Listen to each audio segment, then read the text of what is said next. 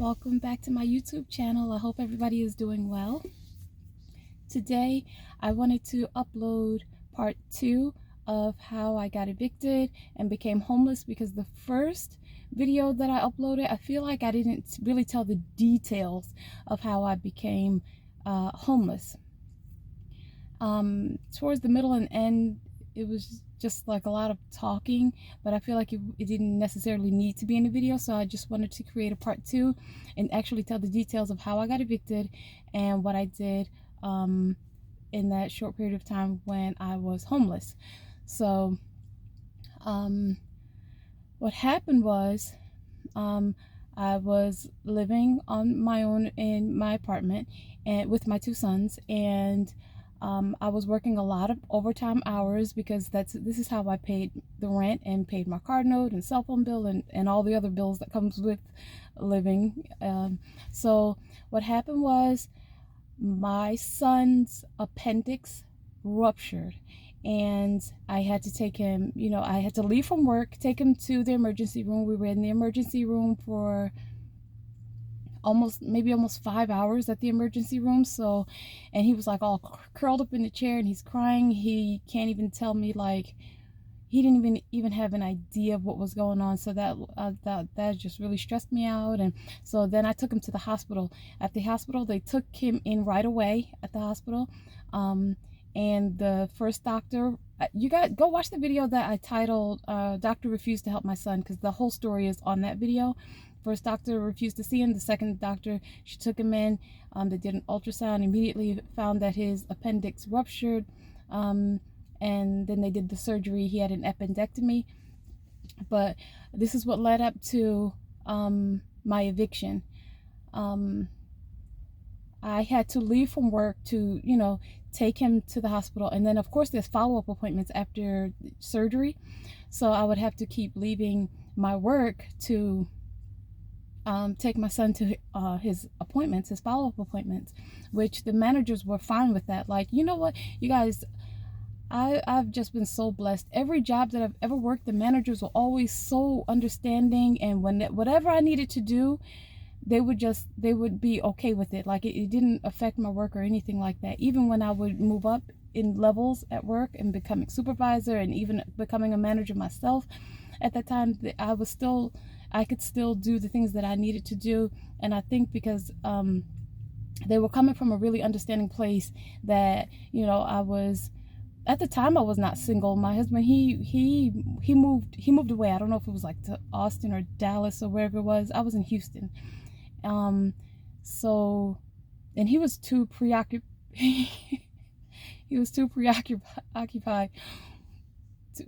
to help with things like that. So I would have to leave, take him to his appointments, which made my paycheck smaller. That's the point I'm trying to get to. It was making my paycheck smaller, so I would have a hard time catching up on rent. I was spending so much more time at work trying to do like double overtime, and like it was getting really crazy. At those points, I was hardly ever seeing my kids at some points, because when they would go to school in the morning, my oldest would get on the school bus at like 6:45, and I would drop my youngest one off at school at like 7:30, and then I would go back home, cook dinner, so that it would be there for them when they would get off at the bus and get back home. I would be at work. I wasn't home. I would be at work. So I never saw them from like 6:45, 7:30 in the morning. I never saw them. I would get home at like midnight. That was a really rough time. So my paychecks were smaller. I was getting behind on rent, and it was very hard for me to catch up. And in this time while this was happening, have you guys ever had that feeling where you're like, God's trying to tell you something, but the uncertainty, following, like having faith, you feel like a person who is blindfolded walking, trying to get to a destination. Like, you're kind of unsure, you don't want to fall, you don't want something bad to happen. So that is those moments in my life. Like, that's how I was feeling. I didn't know what I was gonna do. So I started calling the child support office to see when the state was like going to start sending the payments to load onto the state card that they give you to receive your direct deposit of child support payments, and all they could tell me was like, we don't know, because at like once we were getting in a tight space where I'm like, I don't know what I'm gonna do, like, to catch up on my rent. This, in my mind, I was thinking this is an unfortunate thing that happened. I don't, just kind of like panicking, being unsure. So, and they would just tell me, like, when I would call, like, why haven't the child support payments, well, like, why are they not coming in? Like, what's going on with that? They'd just be like, we don't know. You just have to keep waiting. We don't know. So I'm just like, I can't get another job. Like, there's no time for me to get, unless I'm working in the middle of the night, then of course that would make me, I would be getting no sleep now. And so, like, I'm like, I don't know what I'm going to do. So I went to court, and the judge was like, either come up with the rent money or move. So he was like, sayonara, boomene descarada. So anyways, I went and stayed at a hotel, and that was $1,100 every 2 weeks. Every 2 weeks, mind you, people pay $1,100 per month, $1,100 to $1,300 per month to stay somewhere. I was paying $1,000 to $1,100 every 2 weeks. We lived out of a hotel, and then one day a friend called me, and I went and stayed with her for a little while. And so what happened after that? Oh, that's how I got evicted. I couldn't catch up with my rent. On the heels of that situation happening, Hurricane Harvey happened. It was kind of almost like simultaneously. Like, it happened like right on the heels of me getting evicted, living in a hotel with my kids. I was so grateful still just to have a car and be working, and have that money to do that with, but I couldn't catch up on my rent. So Hurricane Harvey happened. I drove 18 hours to the Carolinas. I went and stayed with family, and still being homeless. And what ended up happening is I couldn't stay with family after a while, so I went and I would stay at Airbnbs, which are just as expensive. That's $85 a night, which was nice because you could have the whole house to yourself.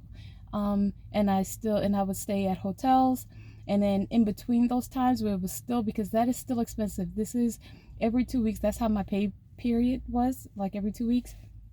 I would still, I would have to stay with the friends for a while because I'm trying to catch up. I'm trying to save some money. When I would apply for places, I didn't know why I was getting denied. And because I didn't realize the eviction went on my credit. So then that's when I found out that the eviction has to stay on there for 7 years. And then I was doing everything under the sun to try and get around this eviction. Then I accumulate another bill by going to Lexington Law and paying them every month to try and remove this eviction off of my credit.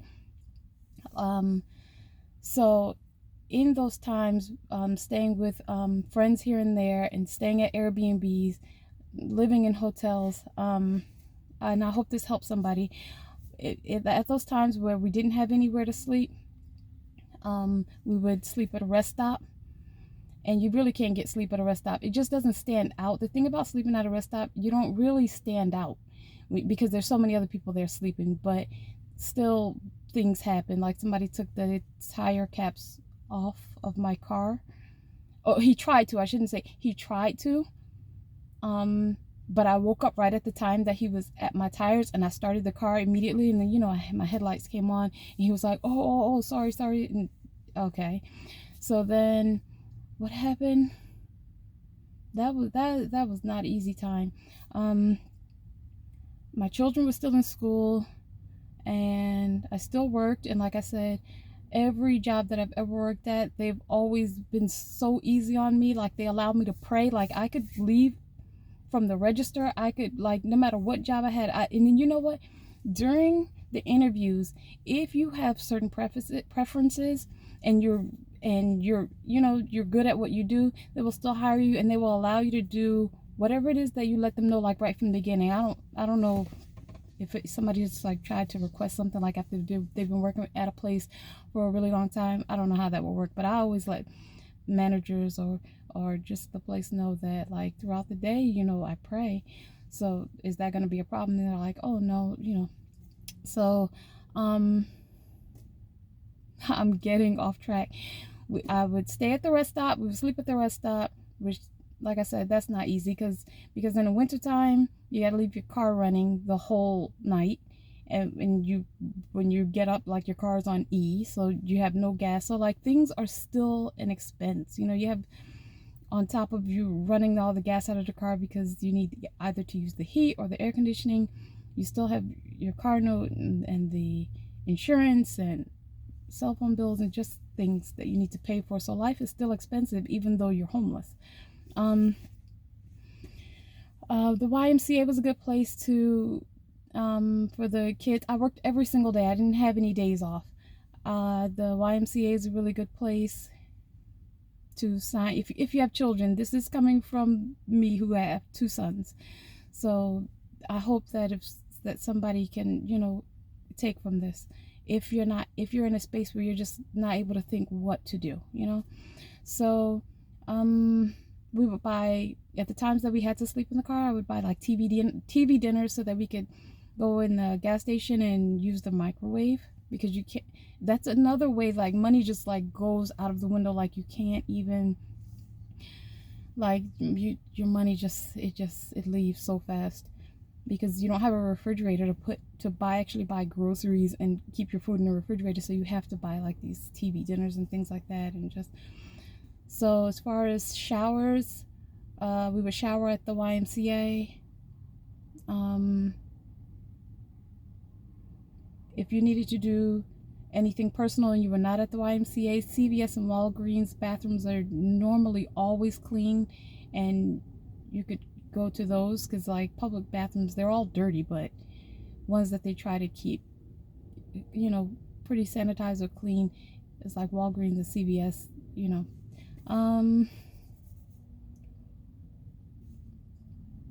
Things that you could do to like kill time, if you have any extra time that you want to be able to feed into your children no matter what, the library. That's a really good place, because there's so many, it's like a huge, it's a place, it's resourceful, it's the library. So that's all I could think of right now. You guys, I have a lot of journals. I used to journal a lot more than I do now. So a lot of my stories sometimes I will pull from my journals. As a matter of fact, I have another video that I need to make, and I'll probably title that one things that I've seen on this journey. I have seen so many things like you wouldn't even believe. So yeah, I just wanted to kind of get into more details of how I became homeless, because that video, the first one, I don't think I told exactly how. Like what was the, like I couldn't catch up on my rent because my son's appendix ruptured and I had to take him to his hospital, his appointments and everything, and I would have to leave from work, which made my paycheck smaller, which led me to not being able to catch up, you know, on my rent. And all of this, now that I can look back, I'm so grateful that all these things happened, because I would not be where I am today, which those are for later stories. I'll get on here and I tell about my struggles that was from a long time ago, and in order to help somebody who's currently going through these things. So yeah, a lot of my story times, you'll see they tie into one another, and all of the things that I've been through. I don't want to say that I would do it again, but I'm so happy that God even had to put me through certain things, because it's amazing. Sometimes when you're in it, you're like, oh my gosh, like why do we have to suffer? Like we haven't done it. These things go through your mind, like we haven't done anything to anybody. Like what's going on? Like why can't we eat? Like one time we didn't have food for like 3 days. We just drank water, and then we just drank water, and then like on the 4th day my son couldn't take it. He was like, we have to, like something happened, like I'm too hungry. And what's so funny is that was that on that 4th day my paycheck deposited into my account. These are like I'm not even telling all the details about that because it's gonna make the video way too long, but I want to thank you guys for listening, and I have a lot more stories to share. I just need to kind of find that time to do it. A lot of times it ends up being nighttime, and I don't want to record at nighttime. I thank you guys for listening. I will do another upload. I feel like I'm leaving something out, but go ahead and get in the comment section and ask any questions pertaining to this video, and I'll give you a response. Thank you for watching.